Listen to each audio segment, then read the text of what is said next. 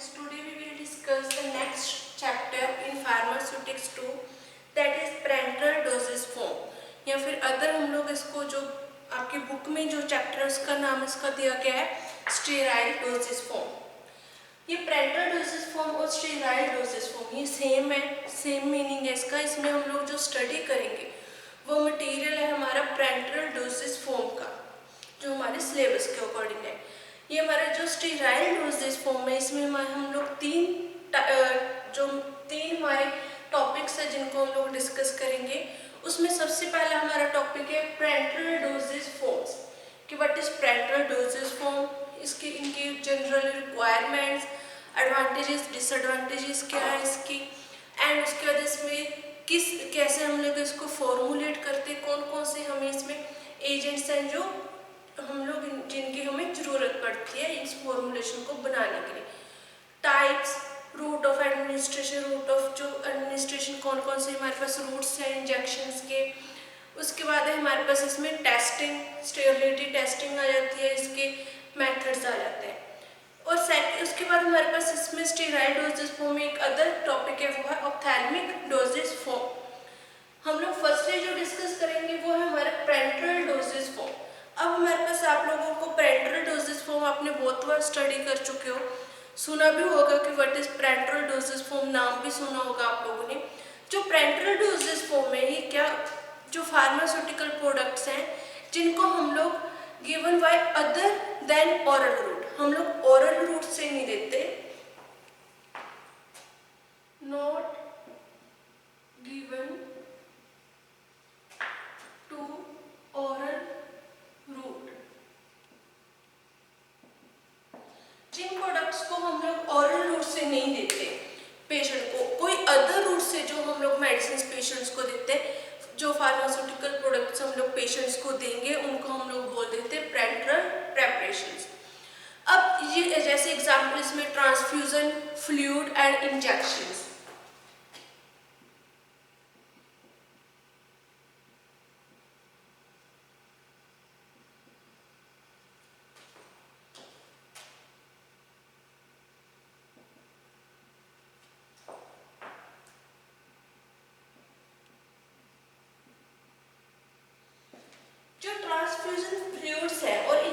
है वो हम लोग क्या पेशेंट को ओरल रूट से नहीं देंगे। ओरल रूट से जो मेडिसिन है जैसे हमारे सिरप्स हैं, सॉल्यूशंस हैं, टैबलेट है, कैप्सूल्स हैं, हमारे पाउडर्स हैं, ये हम लोग ओरल रूट से लेते हैं।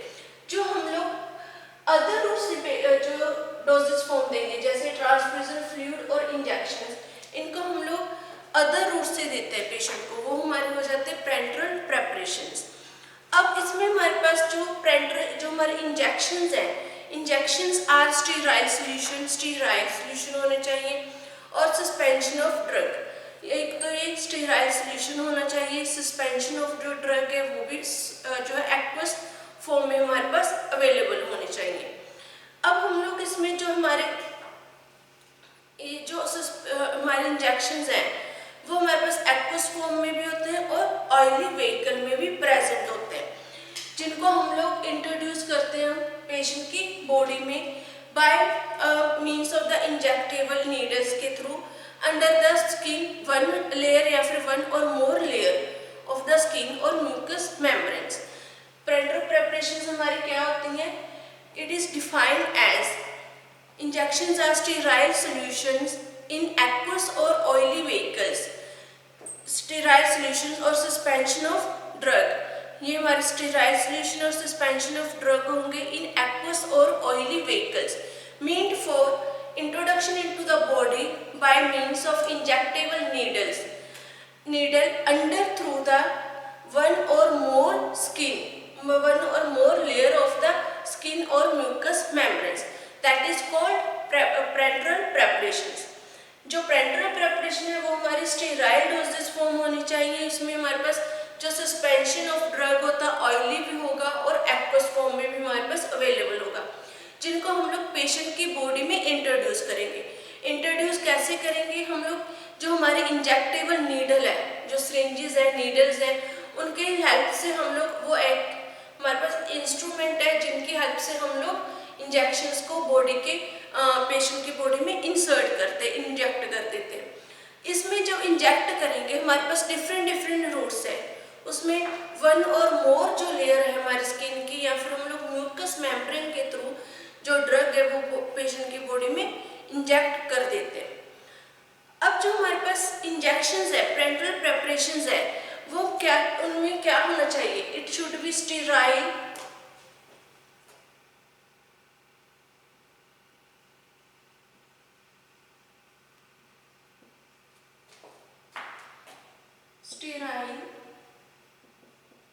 isotonic,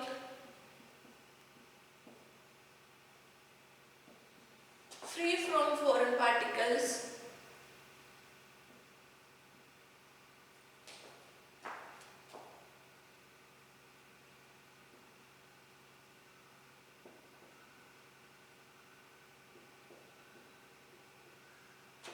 जो हमारे इंजेक्शंस हैं, पेरेंटल प्रेपरेशंस हैं, एक तो वो स्टेराइल होनी चाहिए, आइसोटोनिक होनी चाहिए, जो फॉरेन पार्टिकल्स में प्रेजेंट नहीं होना चाहिए। और सेकंड है, they should be introduce through the same route which they intended. हम लोग इसमें वही रूट यूज करेंगे जो हमें उसकी प्रेपरेशन है, जो हमारे मेडिसिन है उसकी पैकिंग पे लिखा होगा। जैसे एग्जांपल है, अगर हमारे पास कोई ड्रग है, वो हम लोग पेरेंटल जो इंजेक्शंस हैं वो हमारे पास लिखा हुआ है कि हम लोग उसको IM रूट से देना है, तो हम लोग IM रूट से ही वो ड्रग देंगे, पेशेंट को इंजेक्ट करेंगे इंजेक्शन, उसको हम लोग IV रूट से इंजेक्ट नहीं करेंगे। जैसे हमारे जो ऑयली प्रिपरेशंस हैं वो हम लोग मोस्टली जो है IV रूट से भी पेशेंट्स को देते हैं, तो वो हम लोग ड्रग्स क्या IM रूट से नहीं दे सकते। जो हमारे जो इंजेक्शंस की पैकिंग लेबल के ऊपर लिखा है कि हमने किस रूट से ये ड्रग देनी है, उस पर लिखा होता है पैकिंग पे IM या फिर IV। अगर दो लिखे हैं तो हम लोग इंट्रामस्कुलर भी दे सकते हैं और इंट्रावीनस भी दे सकते हैं ड्रग को। अगर सिर्फ ओनली इसमें IM लिखा है कि इंट्रामस्कुलर या फिर हमारे पास SC लिखा है सबकुटेनियस रूट से हम लोग देंगे, जो भी रूट उस पर मेंशन किया होगा हम लोग उसी रूट से पेशेंट को जो हमारे इंजेक्शन है, पेरेंटल प्रेपरेशन है, वो इंजेक्ट करेंगे। जैसे इसके बाद हमारे पास आ जाते हैं advantages and disadvantages of parental preparation.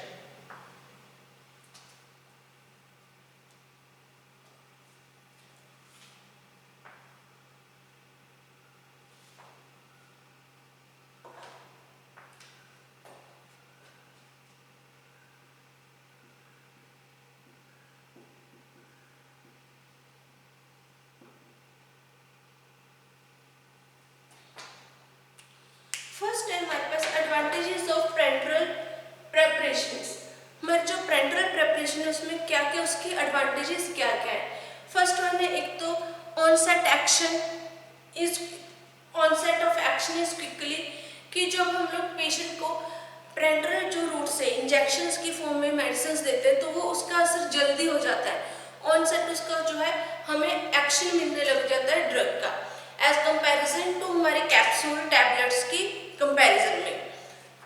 Second है कि जो पेशेंट्स जिनको वॉमिटिंग हो जाती है या फिर अनकॉन्शियस स्टेज में है, जिनको होश नहीं है, जो कोमा में है या फिर हमारे जिनको ओरल रूट से कोई मेडिसिन लेते टाइम वॉमिटिंग आने लग जाती है, उन पेशेंट्स को हम लोग क्या देते हैं, इंजेक्शंस पेरेंटल प्रेपरेशंस लगाते हैं कि जो उनकी मेडिसिन है वो प्रॉपरली मेडिसिन हम लोग उनको दे सके और उनका जो प्रॉपरली वो ट्रीटमेंट हो सके।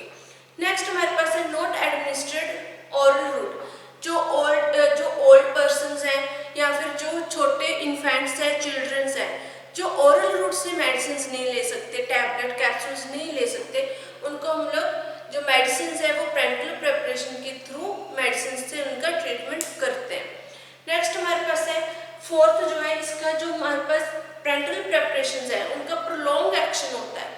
जैसे टैबलेट का अगर 4 से 5 आवर्स तक अपना एक्शन प्रोड्यूस करेगी, तो जो इंजेक्शन है एज कंपैरिजन टू टैबलेट और कैप्सूल्स, उनका जो असर है, जो एक्शन है, फार्माकोकाइनेटिक जो हमारा मैकेनिज्म ऑफ एक्शन है उस ड्रग का, वो लॉन्ग टाइम तक होगा, वो 8 आवर्स 10 आवर्स इतना जो उसका जो इफेक्ट है वो लॉन्ग टाइम तक हमें हमारी बॉडी पे शो होगा।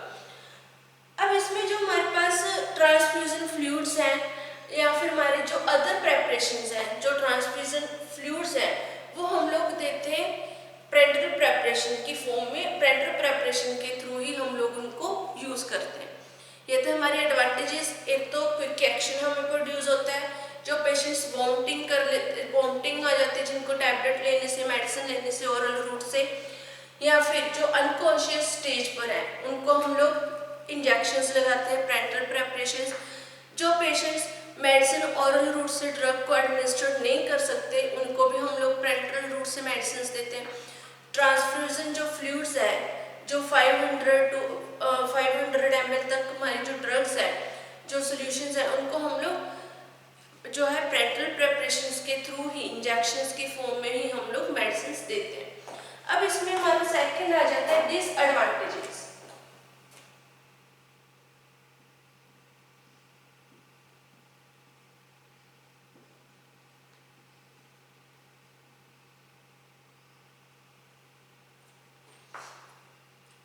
डिसएडवांटेजेस में हमारे पास है, एक तो जिस साइड पे, जो हमारे बॉडी के जिस साइड पर जो इंजेक्शंस लगते हैं वहाँ पर हमारे पेन होता है, ये पेनफुल मेथड है। सेकंड है, अगर हम लोग ओवरडोज बाई चांस किसी पेशेंट को चली जाती है, इंजेक्शंस के थ्रू ओवरडोज लग जाती है, तो उससे जो पेशेंट है उसकी डेथ भी हो सकती है। थर्ड हमारा जो डिसएडवांटेजेस है कि जो इसके लिए सिर्फ जो एक ट्रेंड पर्सन है वो ही हम लोग उसको ही हायर कर सकते हैं। जो अनट्रेंड पर्सन है, अगर वो गलत रूट से, गलत किसी वेन या आर्टरी में इंजेक्शंस लगा देता है तो पेशेंट उसमें फैटल हो सकता है। जो पेशेंट है उसकी कंडीशन क्या है, डेंजरस हो सकती है, रिस्की हो सकती है। नेक्स्ट हमारे पास है कि जो अगर जो रॉन्ग रूट से हम लोग मेडिसिन दे, इंजेक्शन लग जाए रॉन्ग रूट पे, तो उसमें जो पेशेंट्स हैं उसकी जो डेथ भी हो सकती है, उसकी जो लाइफ है उसको सेव करना डिफिकल्ट हो जाएगा। इसमें जो चांसेस ऑफ सेंसिटिविटी है, एलर्जिक रिएक्शंस है, वो ज़्यादा इंक्रीज हो जाते हैं, क्योंकि ड्रग डायरेक्टली क्या ब्लड में जाती है हमारी, तो उससे जो अगर एलर्जिक रिएक्शन प्रोड्यूस हो रही है, सेंसिटिविटी प्रोड्यूस हो रही है, ज़्यादा चांसेस हो जाते हैं और जो पेशेंट है वो डेंजरस जोन में भी जा सकता है। इसके बाद हमारे पास आ जाते हैं इसमें general requirements for parental preparation.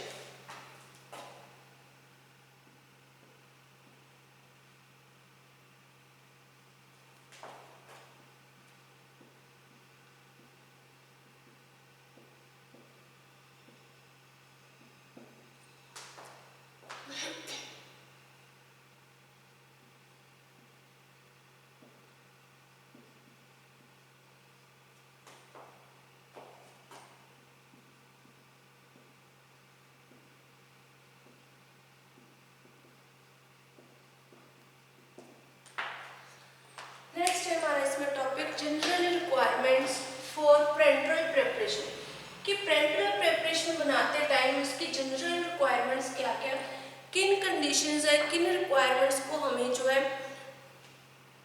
ध्यान में रखना है, उसको हम लोग कैसे इम्प्रूव करना है। फर्स्ट है हमारा इसमें स्टेबिलिटी।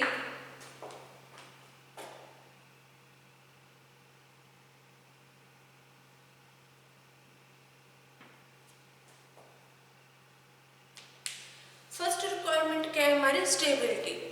स्टेबिलिटी के हमारा वेरी इंपॉर्टेंट पॉइंट है इसमें पेरेंटल डोसेज फॉर्म में, पेरेंटल प्रेपरेशन में जो हमारी ड्रग है वो फिजिकली और केमिकली स्टेबल होनी चाहिए।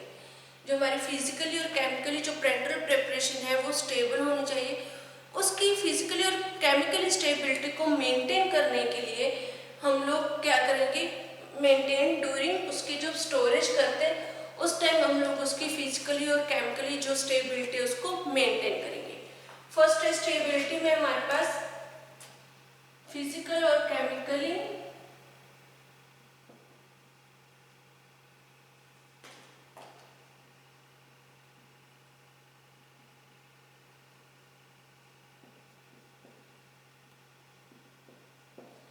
जो हमारी ड्रग है उसको हमें फिजिकली और केमिकली स्टेबल रखना है। वो हम लोग स्टेबल कैसे रखेंगे, उसको प्रॉपरली उसकी जो स्टोरेज है उसको मेंटेन करके हम लोग ड्रग को स्टेबिलिटी उसकी बनाए रखते हैं। उसको मेंटेन करके रखते हैं।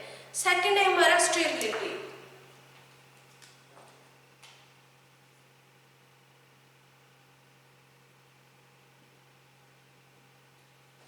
स्टेबिलिटी में है कि जो हमारे पेरेंटल प्रेपरेशंस हैं, पेरेंटल डोजेज फॉर्म है, वो free from all type of micro organisms,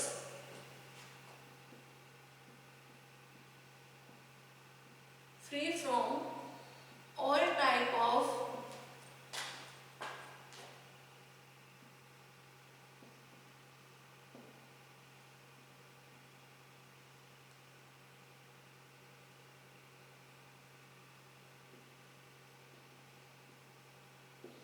जो ड्रग्स हैं, जो हमारे पेरेंटल डोजेज फॉर्म है, उनमें माइक्रो ऑर्गेनिजम्स नहीं होने चाहिए, वो फ्री होने चाहिए। हमारे पास जो लिक्विड है, सोल्यूशन है, जो डोजेज फॉर्म है, free from all type of micro organism. इसको हम लोग माइक्रो ऑर्गेनिज्म से फ्री कैसे रखेंगे? जो हमारी प्रेपरेशंस है उनको हम लोग फॉर्मुलेशन उनकी जो करेंगे वो असेप्टिक कंडीशंस में करेंगे। जो असेप्टिक एरिया है, असेप्टिक कंडीशंस है, असेप्टिक जो रूम है, उसके अकॉर्डिंग हम लोग उसमें जाकर इन डोजेज फॉर्म की प्रेपरेशन करेंगे, जिससे जो माइक्रो ऑर्गेनिजम्स हैं वो हमारे जो सोल्यूशन में जो है वो ग्रोथ नहीं कर पाएंगे। नेक्स्ट है हमारा थर्ड है फ्री फ्रॉम पायरोजन।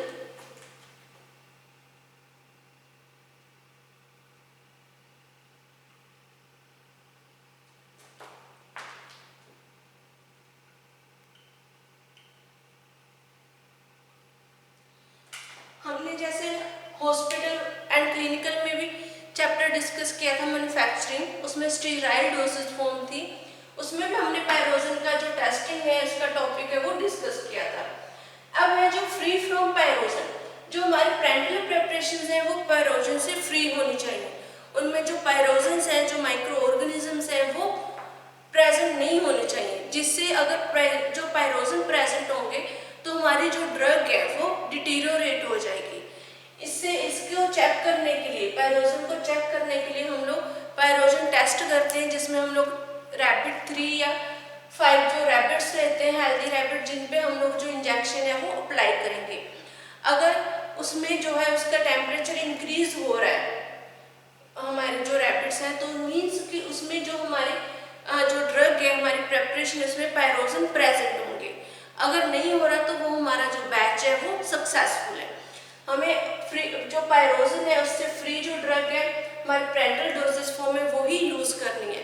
अगर पायरोजन हो गए उनमें तो वो हमारे जो बॉडी है उसमें पेशेंट्स की बॉडी में जाकर इन्फेक्शन करेंगे, टेम्परेचर को राइज कर देंगे।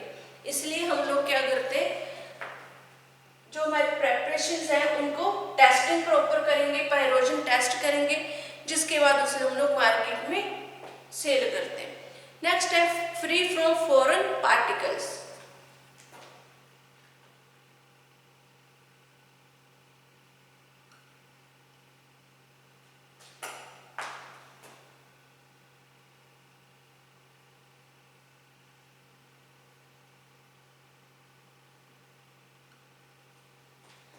फ्री फ्रॉम फॉरेन पार्टिकल्स, अगर इसमें कोई भी फॉरेन पार्टिकल होगा हमारी प्रेपरेशन में, जैसे डस्ट, फाइबर्स, तो वो क्या करेंगे, हमारी जो प्रोडक्ट है उसको प्रॉपरली उसका इफेक्ट शो नहीं होगा, जो हमारा जो बैच है वो डिटीरियोरेट हो जाएगा। इसलिए हमें जो प्रॉपरली जब इसकी मेंटेनेंस करने, ड्रग को प्रिपेयर करना है, तो हमें सेप्टिक कंडीशंस में ही प्रिपेयर करना है, क्योंकि उसमें ये जो डस्ट है और जो फाइबर्स है वो प्रेजेंट नहीं होने चाहिए। नेक्स्ट फिफ्थ है आइसोटोनिसिटी।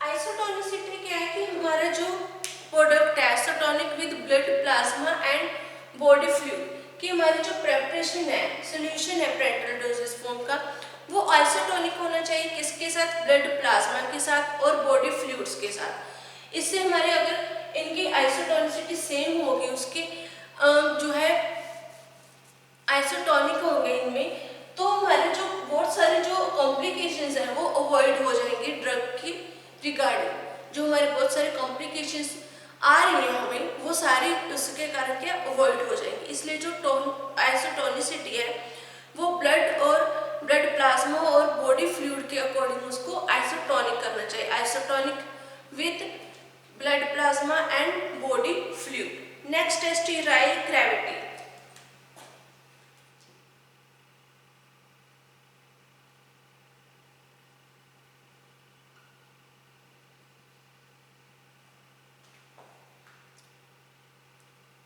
स्टीराइल ग्रेविटी में हमारे पास आ जाता है, sorry, sterile specific gravity.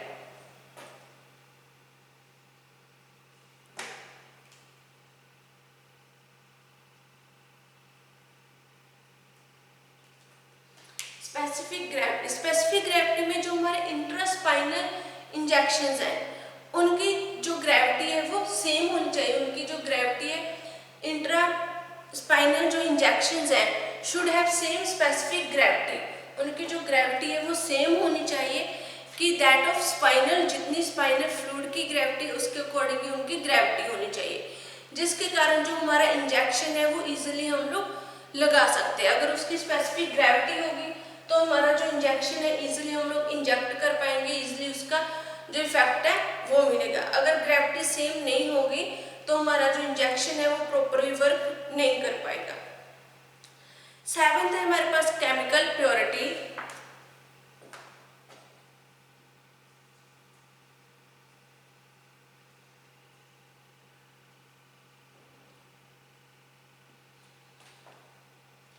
Chemical purity कि जो हमारे ड्रग्स हैं वो फ्री फ्रॉम केमिकल होनी चाहिए, उसमें जो केमिकल इम्प्योरिटीज है वो प्रेजेंट नहीं होनी चाहिए।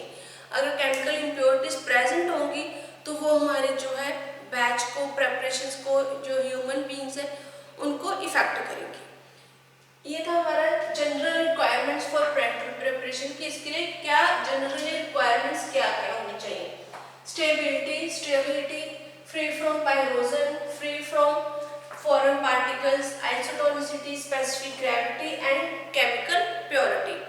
The next topic is route of administration of parenteral product dosage form.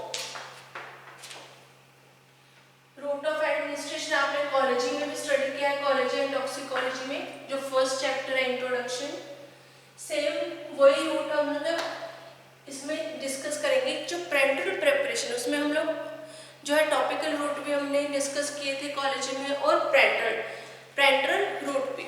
इसमें हम लोग सिर्फ ओनली जो पेरेंटल रूट्स हैं उनको ही डिस्कस करेंगे कि कौन कौन से रूट्स हैं जिसके अकॉर्डिंग हम लोग जो पेशेंट्स को मेडिसिन इंजेक्शन दे सकते हैं।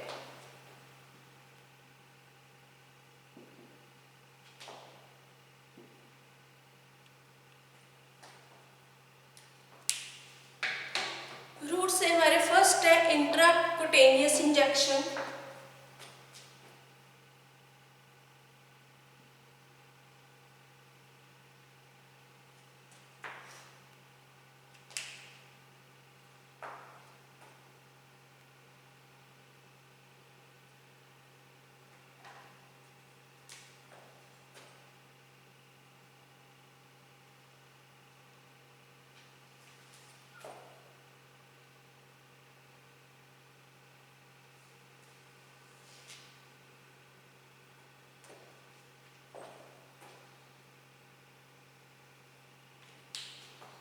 फर्स्ट है जो हमारा फर्स्ट रूट आ जाता है वो है इंट्राकुटेनियस इंजेक्शन।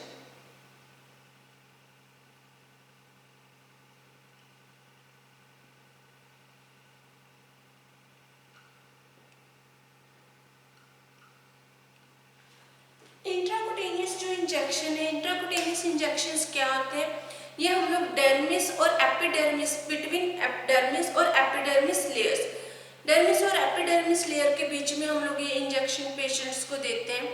ये हम लोग मेनली के लेफ्ट आर्म पे जो है इंजेक्शंस देंगे। इसमें जो हमारा जो डोज है वो कितने होंगे, 0.1 से लेकर 0.2 ml तक।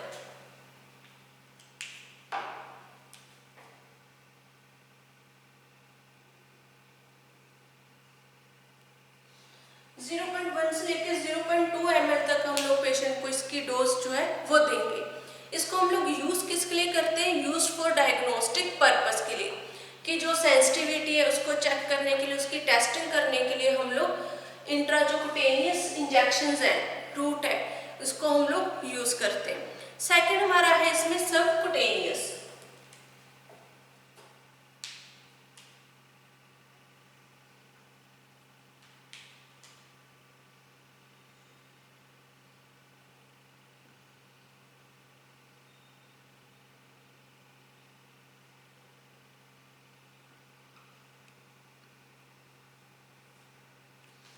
जो सबकुटेनियस इंजेक्शन है, सबकुटेनियस इंजेक्शन हम लोग अंडर द स्किन देंगे, अंडर स्किन इनटू द जो सबकुटेनियस टिश्यूज है वहां पर हम लोग इंजेक्शन अप्लाई करेंगे। इसकी जो डोज है 1.0 ml या फिर उससे भी कम हम लोग जो डोज है वो पेशेंट को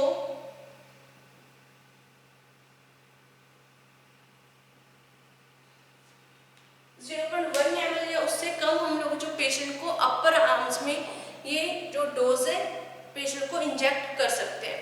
नेक्स्ट हमारा इंट्रामस्कुलर।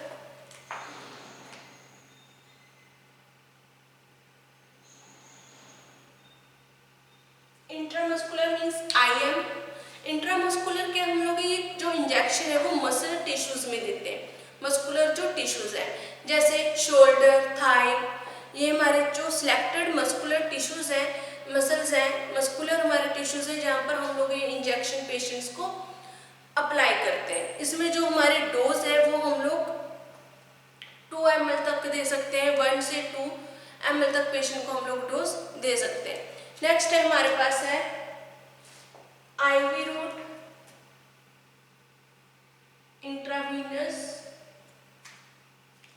जो इंट्रावीनस रूट है वो आपको पता है कि हमारे जो वेन में हम लोग डायरेक्ट जो इंजेक्शन अप्लाई करते हैं वो उसको हम लोग इंट्रावीनस रूट बोल देते हैं। इसमें हम लोग 1 ml से लेके 500 ml तक जो हम लोग ड्रग है वो पेशेंट को दे सकते हैं। जो इंट्रावीनस रूट है इसमें हम लोग में जो इंजेक्शंस भी लगा सकते हैं IV रूट से, और जो ट्रांसफ्यूजन फ्लूइड्स है 500 ml के जो जैसे डेक्सट्रोज रिंगर सॉल्यूशंस है वो भी हम लोग पेशेंट को IV रूट से देते हैं। जो IV रूट से हम लोग ड्रग देंगे वो डायरेक्टली क्या है ब्लड में जाती है, जिससे जो हमारा एक्शन है जो ड्रग का वो क्विकली रिस्पॉन्स करने लग जाती है जो हमारी ड्रग है। नेक्स्ट हमारे पास है इंट्रा आर्टेरियल।